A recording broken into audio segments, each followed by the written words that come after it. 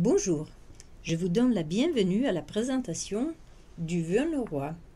Je m'appelle Alessia Bauer, je suis spécialiste de la culture et de la littérature norroise et aujourd'hui je vais vous présenter la langue à la base de cette culture, le vieux norrois.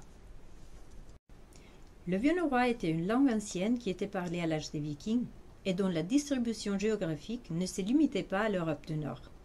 Elle était parlée aussi dans une partie de l'Angleterre, en Écosse, aux îles Britanniques, en Islande et au Groenland.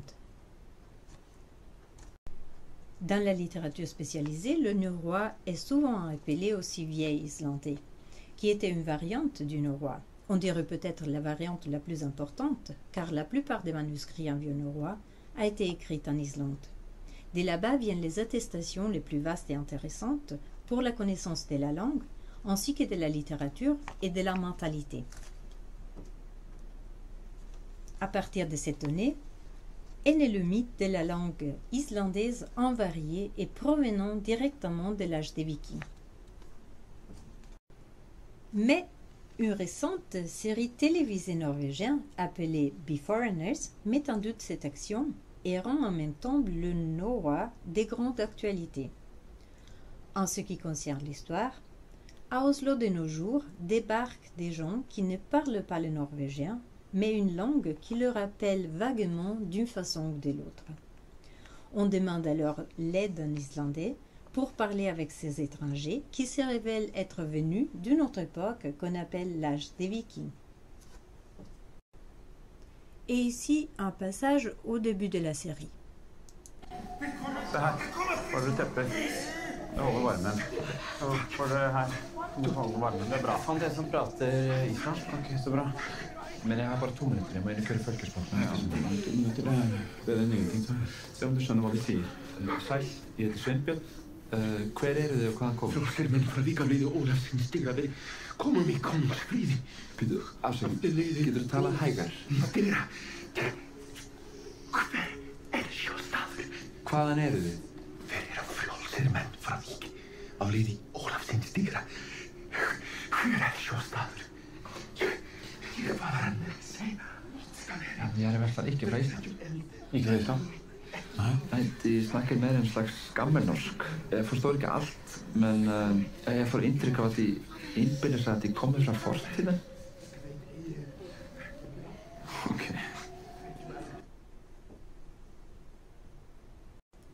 Contrairement à ce qu'on pense et que les Islandais ont propagé, pour des raisons idéologiques, l'homme islandais de la série télé ne comprend pas d'emblée les étrangers.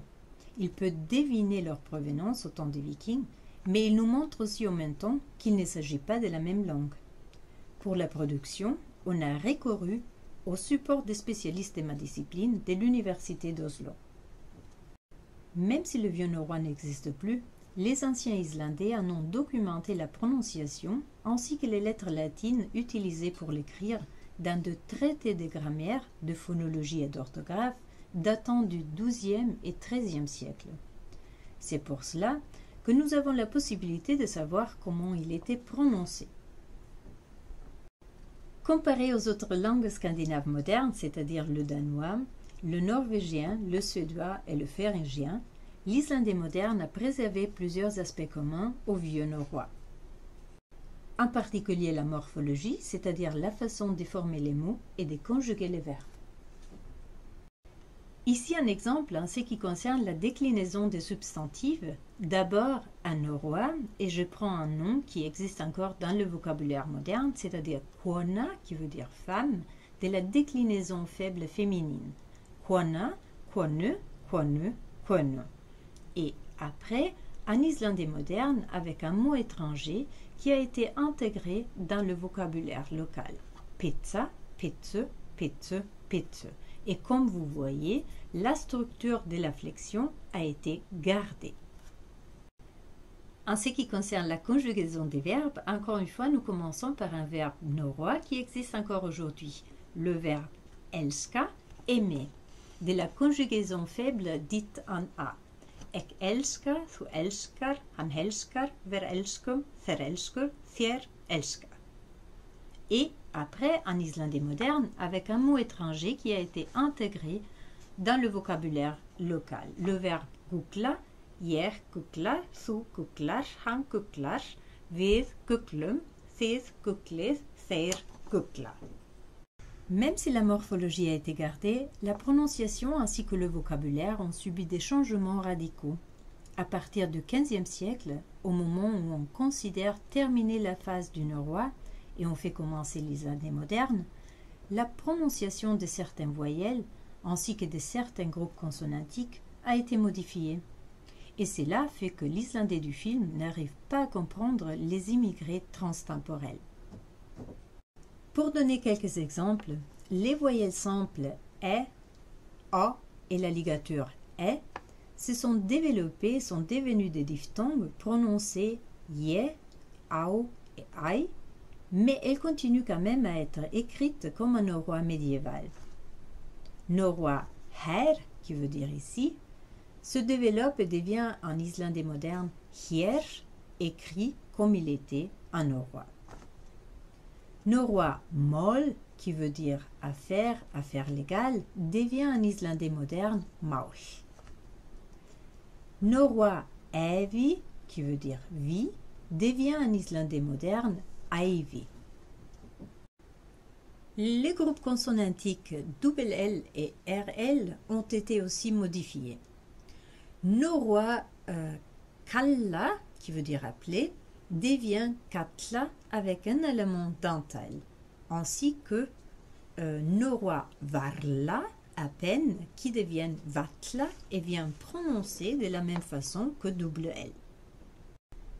Une troisième modification concerne les occlusives non voisées en position finale qui deviennent voisées ou bien despirantes par un phénomène appelé lénision. La consonne K en position finale devient voisée, je, et c'est pour ça qu'on passe du norrois ek au hier de l'islandais moderne, de mik à l'islandais moderne me.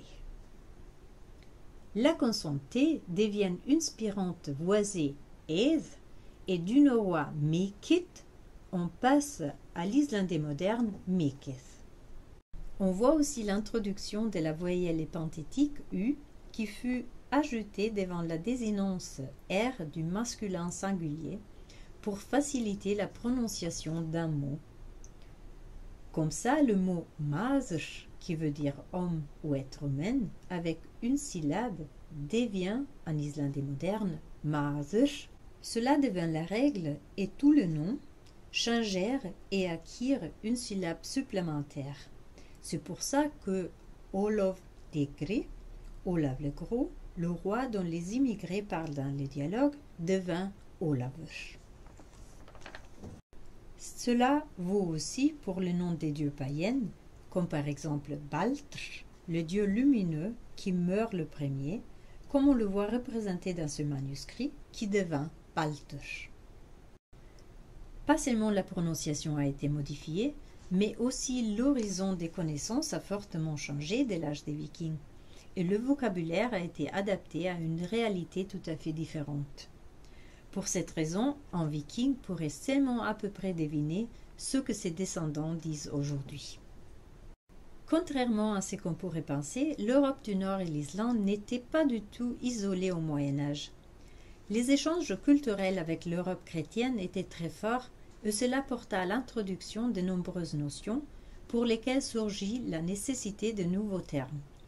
Un des aspects les plus fascinants de la langue norroise, qui la rend aussi assez compliquée à apprendre, est la richesse des mots d'emprunt. Plutôt qu'adapter à leur langue les racines latines et grecques des mots, les gens du Nord préférèrent tout traduire et créer des mots à eux. Au Moyen-Âge, ils importèrent la culture érudite chrétienne et leur vocabulaire s'enrichit énormément. Latin consonans devient alors samhljóð, qui est le son qui va avec. Latin grammatica devient norrois málfræði, qui est la doctrine de la langue. Latin philosophia devient norrois heimspeki, le savoir sur le monde, et latin astronomia devient norrois stjörnuspeki, savoir sur les étoiles, seulement pour donner quelques exemples. En islandais moderne, on continue à créer des mots d'emprunt, mais parfois on réutilise aussi des mots qui existaient en norrois et dont on a changé la signification. Simi en norrois voulait dire cordage et a été réutilisé aujourd'hui en islandais moderne pour dire téléphone. Sinon, on assiste à la création de nouveaux mots en partant par le norrois. Le norrois geisli, qui veut dire rayon, a été réutilisé dans le mot geisladiskur, qui est le CD de musique. Mais la création la plus extravagante, peut-être on pourrait dire, est la combinaison de norrois völva, qui voulait dire la voyante de la mythologie nordique, et du verbe telja comme thé, qui sont devenus en islandais moderne tölva, l'ordinateur, c'est-à-dire le voyant de nos jours. Le norrois est une langue fortement flexionnelle, c'est-à-dire une langue dans laquelle les mots changent de forme dans la phrase selon le rapport grammatical aux autres formes. Ils subissent le jeu de la flexion. Pour les substantifs, les adjectifs et le pronom, il y a 4 cas, le nominatif, le génitif, le datif et l'accusatif. Même les noms propres étaient fléchis selon leur fonction dans la phrase, d'ailleurs encore aujourd'hui en islandais moderne. Pour vous donner quelques exemples, des noms d'hommes, Björn devient Bjartni au datif et Bjartna au génitif, Örn devient Ertni au datif et Artna au génitif, Eil est Eil à l'accusatif, Akli au datif et Eils au génitif. Pour les noms des femmes, Öysr devient Öysi à l'accusatif et au datif et Öysar au génitif, Björk comme la chanteuse, Björk à l'accusatif et datif et Bjarkar au génitif. Étant donné que la syntaxe du norrois était plutôt libre et que les parties grammaticales liées pouvaient être séparées dans la phrase, c'est indispensable d'avoir de bonnes connaissances des structures grammaticales et des modèles de flexion. Je vous donne un exemple pris de la première œuvre écrite en norrois, un texte historiographique appelé Islendingabók, le livre des Islandais, datant de la première moitié du XIIe siècle. Ici un exemple. En maður hafði segr orðið of þrælsmorð eða lesings. Comme vous le voyez, les mots þræls ou lesings ont la même désinence et sont liés dans la phrase. En modifiant l'ordre et en le rendant plus évident, on pourrait lire En maður hafði segr orðið af morð þræls eða lesings, qui veut dire en français mais un homme était devenu coupable d'un meurtre d'un esclave ou d'un homme libre. En récapitulant, la langue des Vikings ne correspond pas directement à l'islandais moderne, mais les deux langues partagent nombreux aspects communs. Les Vikings ne comprendraient pas d'emblée leurs descendants car la prononciation a fortement changé et l'horizon des connaissances est très différent. Il vaut le coup d'apprendre l'islandais car il atteste une des littératures les plus riches et les plus uniques au sein de l'Europe médiévale et il aide aussi à la compréhension et à l'étude de l'islandais moderne. Takk fyrir mig, comme on dirait en norrois, takk fyrir mig, comme on dit en islandais. Merci.